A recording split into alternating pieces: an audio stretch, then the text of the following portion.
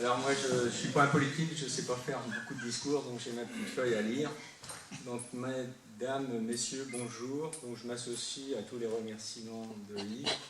Un grand merci à monsieur le maire, personne ne l'a remercié, donc je le remercie.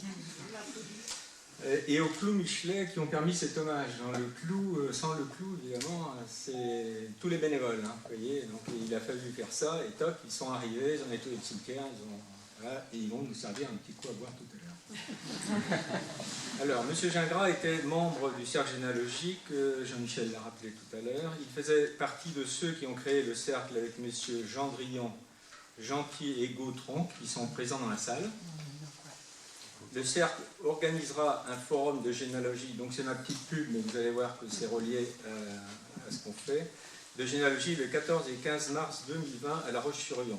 Donc j'ai mis deux petites affiches.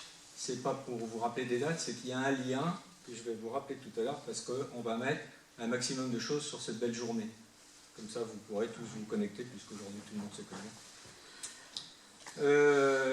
Les photos de cette belle journée seront déposées et il faudra simplement cliquer sur l'onglet « Nos sorties ». Il y aura la sortie Saint-Michel-de-Clus, évidemment. Alors, en tant que généalogiste, je me suis intéressé à toute sa littérature qu'il a déposée donc ici, mais il en a déposé tout autant au cercle généalogique, où il a donné 2 conférences.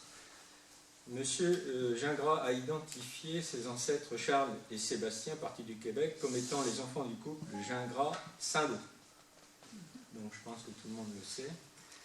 Pour info, 4 de leurs frères et une sœur resteront avec les parents Saint-Michel-de-Clus. Il précise dans ses écrits qu'il ne reste plus de Gingras ou de Gingros sur la commune de Saint-Michel-de-Clus.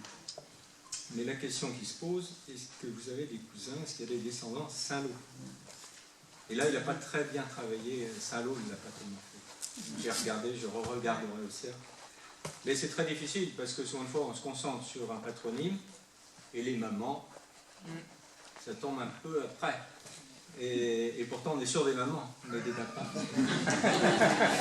Mais c'est comme ça. Voilà. Donc, il a quand même rencontré, en 1986, M. Maurice Saint-Lô, et son frère Martial étant décédé. Madame Marois, M. Gingras, et les autres descendants du couple Gingras-Saint-Lô, dans cette commune sont présents plusieurs descendants Saint-Lô. Ils portent le nom maintenant de Poirier ou de Fauconnier. Pour ne pas les oublier, je vais en désigner un que vous pourrez saluer après. C'est le président en fait du Clos Michelet, M. Guy Poirier, qui est vraisemblablement votre cousin. Et il y en a peut-être d'autres, des Saint-Lô. Il n'y a pas de Fauconnier, il n'y a pas d'autres. Donc, la première naissance des Saint-Lô date de 1633. Et l'orthographe va s'écrire Saint-Laure, O-R-S. Hein? Oui, de Saint-Lô, L-A-U-T-S, en passant par de Saint-Lô, L-O-T-S. J'en profite pour remercier M. Alain Guillon, qui est dans la salle et qui, où est-ce qu'il est? Il me passe coucou. Et là-bas. Qui a relevé toutes les naissances de la commune, depuis le départ jusqu'à 1918, je pense. Le cercle va donc se mettre au travail et étudier la branche Saint-Lô.